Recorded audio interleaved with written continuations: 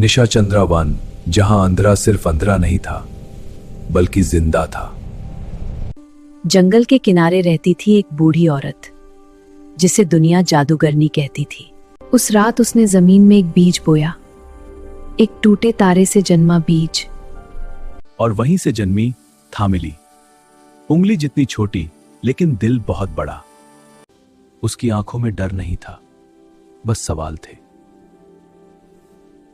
जंगल ने उसे परखा, परछाइयां उसे घूरने लगी। हवा फुसफुसाई, ये जंगल मासूम उनको नहीं छोड़ता। थामिली कांपी, लेकिन भागी नहीं। उसके दिल से रोशनी निकली। यह रोशनी एक दिन इस जंगल को जला भी सकती है। थामिली नहीं जानती थी सच, लेकिन उसे जीना था और रोशनी बनना था। उस दिन जंगल असामान्य रूप से शांत था, जैसे तूफान से पहले की खामोशी। थामिली अकेली चल रही थी, लेकिन उसका दिल अब उतना कमजोर नहीं था। अचानक अंधेरे ने उस पर हमला कर दिया। परछाइयों ने उसे जकड़ लिया और उसकी रोशनी दबने लगी। तभी प्रकट हुआ अंधेरे का राजा। तुम रोशनी नहीं हो बच्ची, तुम मेरा अंत हो। पहली बार थामिली रोई।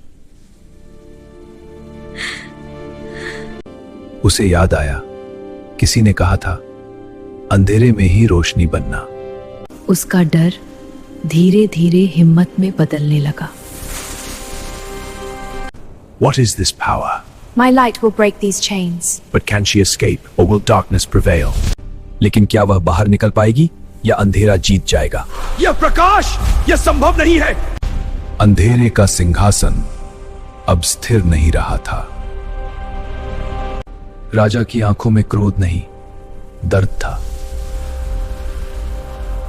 कभी वह भी रोशनी का बच्चा था,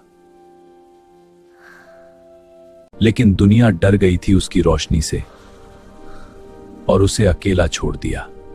जब रोशनी को अपनाया नहीं गया तो अंधेरा जन्मा।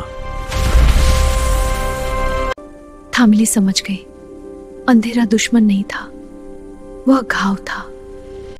अगर कोई उस बच्चे से डरता नहीं तो क्या तुम आज से होते? अंधेरा कांप गया, क्योंकि पहली बार किसी ने उसे समझा था। राजा के सामने दो रास्ते थे, नाश या मुक्ति।